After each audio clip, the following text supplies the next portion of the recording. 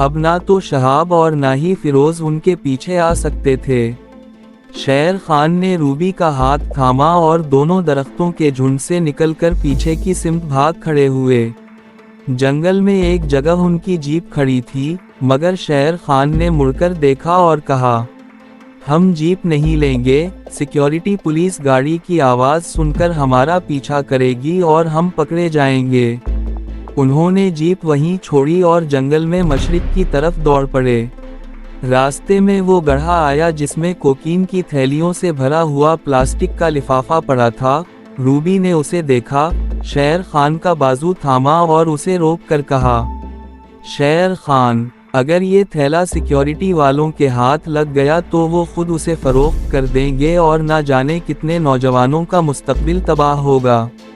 इसे आग लगा देते हैं, इस तरह यहाँ आग देखकर पुलिस की तवज्जो इस तरफ हो जाएगी और हम आसानी से निकल जाएंगे। फिर उन्होंने सूखी झाड़ियाँ और सूखे पत्ते जमा करके थैले पर रखे और शेर खान ने लाइटर जलाकर आग लगा दी। आग भड़कते ही वो गड्ढे से बाहर निकले और जितनी तेजी से मुमकिन था भागने लगे। सिक्योरिटी पुलिस के इंस्पेक्टर ने शहाब और फिरोज को हथकड़ियां लगवाकर पुलिस वैन में बंद किया और हेडक्वार्टर भेजने का हुक्म दे दिया। फिर वो खुद सिपाहियों के साथ जंगल की तलाशी लेने अंदर दाखिल हुआ। अचानक उन्हें एक तरफ आग के शोले नजर आए। वो उस तरफ दौड़े, मगर उनके पहुंचने तक कोकीन का थैला जलकर राख हो चुका था। फिजा में कोकीन के पाउडर की मखसूस बो महसूस करते ही इंस्पेक्टर ने अपने आदमियों को दूसरी तरफ जाने का इशारा किया। उन्हें जल्द ही शहाब और फिरोज की जीप मिल गई जिसमें बाकी मांदा कोकीन की थैलियां एक लकड़ी के बॉक्स में महफूज थीं। इंस्पेक्टर ने उसे अपनी तहवील में लिया और साहिल समंदर पर घात लगाकर उस पार्टी का इंतजार करने लगा जिसे ये माल सप्लाई करना था। ताहम वोंग का एक आदमी हसबे दस्तूर पहले ही मौके पर पहुंच चुका था। उसने अपनी आंखों के सामने शहाब और फिरोज को गिरफ्तार होते और सिक्योरिटी पुलिस की गाड़ियों को खड़े देख लिया। उसने वापस जाकर वोंग को खबर दी कि छापा पड़ चुका है और वोंग वहीं से अपनी लॉन्च में वापस चला गया। आखिरकार वो दिन आ गया था जिसका शेर खान और रूबी को एक अरसे से इंतजार था और वो पिंजरा तोड़कर निकल गए थे। मगर वो इस हकीकत से पूरी तरह वाकिफ थे कि अभी वो शहाब, फिरोज और उनके ऊपर वाले खतरनाक गिरोह के जाल से पूरी तरह आज़ाद नहीं हुए थे। उन्होंने फैसला कर लिया था कि अगर अब नहीं तो फिर कभी नहीं। वो जानते थे कि उन्हें किस तरफ जाना है। पहले वो मगरिब की तरफ चलते गए। जब एक दरिया आया तो रसों का पुल उबूर करके उन्होंने अपना रुख जुनूब मगरिब की तरफ कर लिया। यहाँ थोड़ी दूर चलने के बाद इन्हें एक छोटी सी पक्की सड़क मिल गई। रूबी और शेर खान सड़क पर निकल आए। सड़क की दूसरी तरफ दरख्तों में घिरा हुआ एक पुराना एक मंजिला मकान था जिसके बाहर दो पुरानी जीपें खड़ी थीं। ये शहाब और फिरोज का एक खुफिया अड्डा था जहां से माल आस पास के इलाकों में तकसीम किया जाता था। यहाँ के आदमी शेर खान और रूबी को पहचानते थे। शेर खान ने उन्हें बताया कि आगे छापा पड़ गया है, शहाब और फिरोज गिरफ्तार हो चुके हैं और माल जला दिया गया है। उसने मजीद बताया कि उन्हें अब जीप चाहिए ताकि वो शहर वाले अड्डे पर जाकर सेठ को खबर कर सकें और उन दोनों की जमानत का बंदोबस्त हो। अगरचे वहां टेलीफोन मौजूद था, मगर ये लोग ऐसे मुआमलात में खुफिया अल्फाज में भी फ़ोन पर बात करने से गुरेज करते थे। उन आदमियों के लिए शेर खान और रूबी कोई अजनबी नहीं थे, चुनाचे उन्हें फौरन जीप मुहैया कर दी गई। दोनों ने वहां मुंह हाथ धोकर खुद को ताज़ा दम किया और शहर की तरफ रवाना हो गए। उस वक्त दिन के 2 बज रहे थे। उनकी जीप जजीरे के जुनूब मगरिबी साहिली शहर में दाखिल हो गई। वो जानते थे कि उन्हें सेठ से हरगिज मुलाकात नहीं करनी है। उन्होंने जीप का रुख अपने छोटे से बंगले की तरफ किया जो समंदर के किनारे दरख्तों के झुंड में एक टीले पर बना हुआ था। यहाँ एक नौकर और नौकरानी हर वक्त मौजूद रहते थे। उन्होंने शेर खान और रूबी को देखकर जल्दी से गेट खोल दिया। रात का खाना खाने के बाद दोनों कमरे में बैठ गए और वहां से फरार के मंसूबे पर गौर करने लगे। शेर खान ने बहस का आगाज किया, एक बात तय है कि हमारी मंजिल पाकिस्तान है। पाकिस्तान हमारा आज़ाद इस्लामी वतन है और हम वहां जाकर एक नई जिंदगी शुरू करें। मेरे माँ बाप और तुम्हारे वालिद तिजारत के लिए ही इस मुल्क में आए थे और हम 2 बार खुद भी पाकिस्तान की सैर कर चुके हैं। अब वहां जाने के 2 ही जरिए हैं, एक बहरी जहाज और दूसरा हवाई जहाज। अगर हमने उनमें से कोई भी इस्तेमाल किया तो हमें देख लिया जाएगा। तुम जानती हो कि एयरपोर्ट और बंदरगाह पर बड़े सेठ और शहाब और फिरोज के खास जासूस 24 घंटे मौजूद रहते हैं। ये सारे आदमी हम दोनों को जानते हैं, उनमें से किसी एक ने भी हमें देख लिया तो वो 1 मिनट गुजरने से पहले हमें वहीं ढेर कर देंगे। हम उन्हें धोखा भी नहीं दे सकते, क्योंकि गिरोह के जिस आदमी को मुल्क से बाहर जाना होता है, उसकी इत्तला बाकायदा सबसे पहले बंदरगाह और एयरपोर्ट पर उन लोगों को पहुंचा दी जाती है। रूबी ने मुदाखलत करते हुए कहा कि तुम बात मुख्तसर करो, ये बताओ कि इनके अलावा हमारे पास यहाँ से निकलने का कौन सा रास्ता बाकी है। शेर खान ने प्याली मेज पर रख दी और बोला, सिर्फ एक ही रास्ता बाकी रह जाता है, और वो ये कि हम इंडिया और थाईलैंड के दरमियान गरम मसालों और जवाहरात की स्मगलिंग करने वालों से मदद हासिल करें। उनकी लांचें रातों को मुल्क बर्मा की तरफ भी जाती हैं और मैं कुछ आदमियों को जानता हूँ।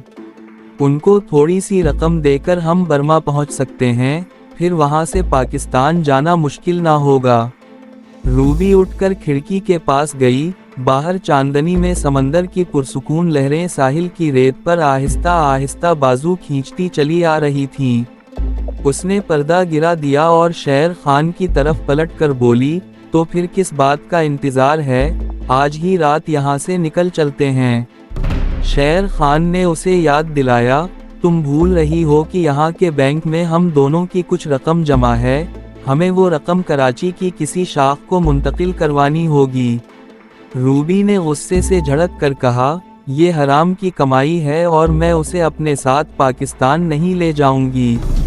हमें पाक साफ ज़मीर के साथ पाकिस्तान में नई ज़िंदगी शुरू करनी चाहिए। अगर तुम यहाँ से एक पाई भी पाकिस्तान अपने साथ ले गए तो मैं तुम्हें कभी मुआफ़ ना करूँगी।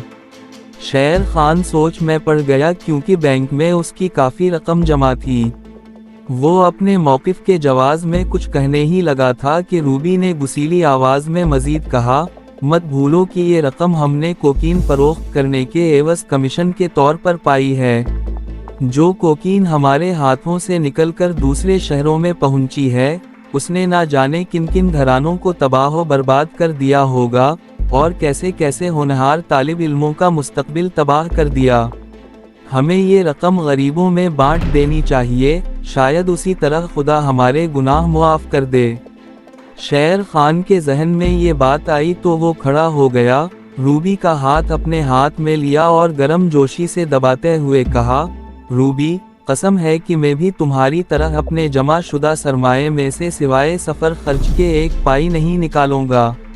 हम ये सारी रकम यहाँ के एक फलाही इदारे को दे देंगे। ये सुनकर रूबी मुस्कुराई। शेर खान ने शायद पहली बार रूबी के चेहरे पर एक नूरानी रोशनी देखी थी। रूबी ने उसे बताया कि इस वक्त वही नूरानी रोशनी शेर खान के चेहरे पर भी उभर आई थी। सच है कि नेकी करने से जो अजर मिलता है सो मिलता ही है, लेकिन नेकी करने के ख्याल से ही इंसान की रूह एक बार रोशन हो जाती है। अगले दिन रूबी और शेर खान ने टेलीफोन पर बैंक में जमा अपने कुल सरमाए का हिसाब लगवाया। फिर उन्होंने सारी रकम बैंक से निकलवाने के बजाय सिर्फ सफ़र खर्च के तौर पर 20,000 अमरीकी डॉलर निकलवाए और बाकी की सारी रकम के 2 चेक उन्होंने उस शहर के एक फलाही इदारे को खुद जाकर दिए, जो इस इलाके में जज़ाम के मरीजों के इलाज के लिए काम कर रहा था।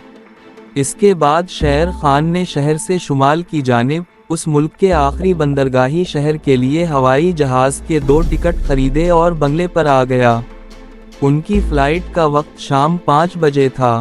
ठीक 4 बजे शहर के गैंग के सरगना बड़े सेठ का फ़ोन आया तो शेर खान ने रिसीवर उठाया। सेठ ने शहाब और फिरोज की गिरफ्तारी के बारे में दरियाफ्त करते हुए सख्त अल्फाज में शेर खान की सरजनिश की कि वो सीधा इसके पास इत्तला करने क्यों नहीं आया। शेर खान फोन उठाकर गलती कर बैठा था, मगर वो घबराया बिल्कुल नहीं। उसने कहा, सेठ मैं अभी वहां से लौटा हूँ, मगर जंगल वाले सेंटर मैंने खबर कर दी थी। जल्दी पहुँचो, मैं तुम्हारा इंतजार कर रहा हूँ, सेठ ने गुस्सीली आवाज में कहकर फोन बंद कर दिया। रूबी शेर खान की तरफ देख रही थी और शेर खान ने दांत पीसते हुए रिसीवर जोर से रख दिया। रूबी अपनी मर्दाना जैकेट के बटन बंद करते हुए बोली, इस सुअर को शूट करके जाना चाहिए था, ना जाने इसकी वजह से कितने घराने तबाह बर्बाद हो गए हैं। फिर पलटकर उसने शेर खान की तरफ देखा। रूबी की आंखों में बिजलियां सी चमक रही थीं, कहने लगी, शेर खान क्यों ना इस बदकार नापाक सेठ को कत्ल करके यहाँ से जाएं।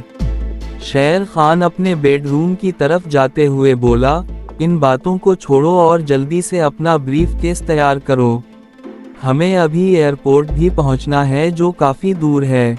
शेर खान ने नौकर और नौकरानी से यही कहा कि वो एक ज़रूरी काम पर जा रहे हैं और 1-2 दिन में वापस आ जाएंगे। एक काम शेर खान ने और कर रखा था जिसकी खबर उसने रूबी को नहीं दी थी।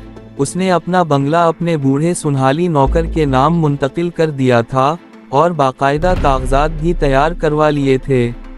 जाते हुए उसने लिफाफा बूढ़े नौकर के हवाले करते हुए आहिस्ता से कहा, ये मेरे जाने के बाद खोलना। रूबी उस वक्त जीप की तरफ जा रही थी। शेर खान भी जीप में आकर बैठ गया।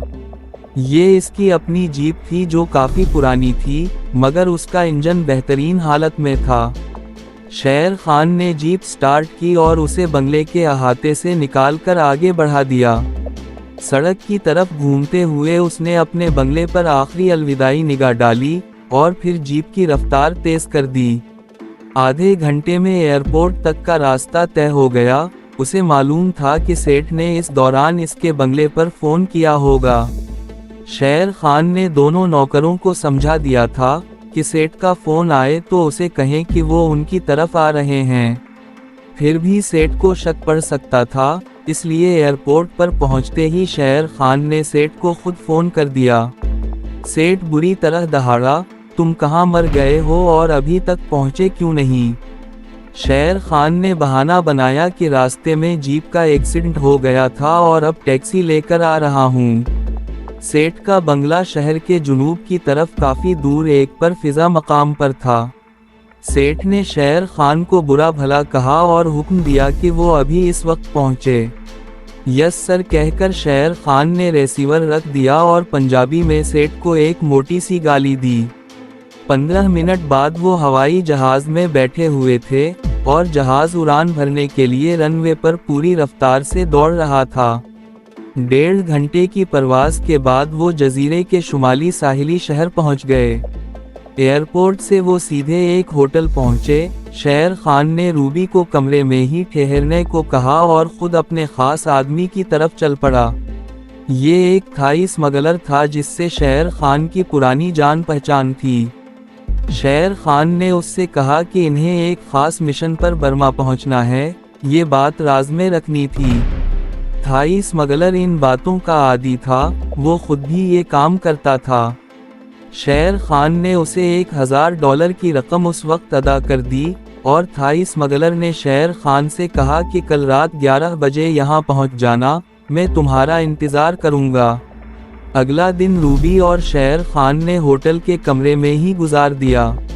वो लोगों की नज़रों में नहीं आना चाहते थे क्योंकि इस वक्त तक सेठ को यकीनन पता चल चुका होगा कि वो फरार हो गए हैं। मगर शेर खान को अब सेठ की परवाह नहीं थी।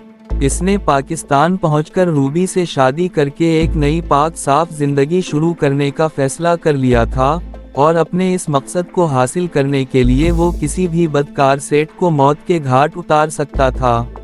रूबी बहुत खुश थी कि वो दोनों गुनाह और जराइम पेशा जिंदगी की दलदल से निकलने में कामयाब हो गए हैं। शेर खान ने अमरीकी डॉलरों के करेंसी नोट प्लास्टिक की थैलियों में डालकर कुछ अपनी कमर के गर्द और कुछ रूबी की कमर के गर्द बांध रखे थे। दोनों के ब्रीफ केस में मामूली सफरी ज़रूरियात के अलावा कुछ नहीं था। थोड़ी बहुत उस मुल्क की करेंसी उनकी जेब में थी, क्योंकि अमरीकी डॉलर जुनूब मशरकी एशिया के सारे मुल्कों में आसानी से कैश हो जाते थे। 10:30 बजे रात तक रूबी और शेर खान खाना खाने के बाद होटल के कमरे में बैठे काफ़ी और सिगरेट पीते रहे। फिर वो होटल से निकलकर क्रैक पॉइंट की तरफ रवाना हो गए। थाई स्मगलर उनके इंतज़ार में पहले से मौजूद था। यहाँ घुप अंधेरा था और एक स्टीमर लॉन्च पहले ही समंदर में खड़ी थी। उसमें कुछ सामान लदा था और 2-4 आदमी मुंह सर लपेटे एक तरफ बैठे थे। थाई स्मगलर ने सुनहली जबान में शेर खान से कहा कि मैंने लॉन्च मैन को सब कुछ समझा दिया है। लॉन्च रात भर समंदर में सफ़र करेगी और सुबह मुंह अंधेरे तुम्हें बर्मा के करीबी जजीरे पर पहुंचा देगी। वहां से तुम किसी भी स्टीमर में बैठकर चले जाना। ठीक है दोस्त, शुक्रिया, शेर खान ने सुनहली जबान में ही जवाब दिया। रूबी और शेर खान ने पतलून और जैकेट पहन रखी थी जो वहां के नौजवानों का आम लिबास था। लॉन्च ज्यादा बड़ी नहीं थी मगर उसका इंजन केबिन काफी बड़ा था। इन दोनों को इंजन केबिन में जगह दे दी गई जहां वो आमने सामने वाली बरतों पर लेट गए। थोड़ी देर बाद लॉन्च का रस्सा खोल दिया गया और वो अंधेरे में रवाना हो गई। अगरचे लॉन्च साहिल से ज्यादा दूर नहीं थी, मगर बहरे हिंद का समंदर 12 महीने चढ़ा हुआ होता है। छोटी होने की वजह से लॉन्च डॉल रही थी, मगर वो दोनों समंदर में इस तरह सफ़र करने के आदी थे। वो आंखें बंद किए बर्थ पर खामोशी से लेटे सोने की कोशिश कर रहे थे। रात के 3 बजे तक स्मगलर लॉन्च समंदर में खामोशी से सफ़र करती रही। इसके बाद लॉन्च में अचानक कुछ शोर सा हुआ। रूबी और शेर खान सो रहे थे, फिर उनकी भी आंख खुल गई। कैबिन के शीशों पर सर्च लाइट की रोशनी पड़ते ही एक बार कैबिन का माहौल रोशन हो गया। शेर खान और रूबी ने गैर शऊरी तौर पर अपने सर नीचे कर लिए। लॉन्च में शोर मचा हुआ था और लॉन्च मैन घबराया हुआ अंदर आया और बोला कि कोस्ट गार्ड की लॉन्च आ गई है। ये कहकर वो बाहर भाग गया। उम्मीद है कि आपको हमारी वीडियो पसंद आई होगी। अच्छी लगी तो लाइक और कमेंट करके हमारी हौसला अफजाई करें और अपने दोस्तों के साथ शेयर करें। और नई कहानियों के लिए चैनल को सब्सक्राइब करना ना भूलें।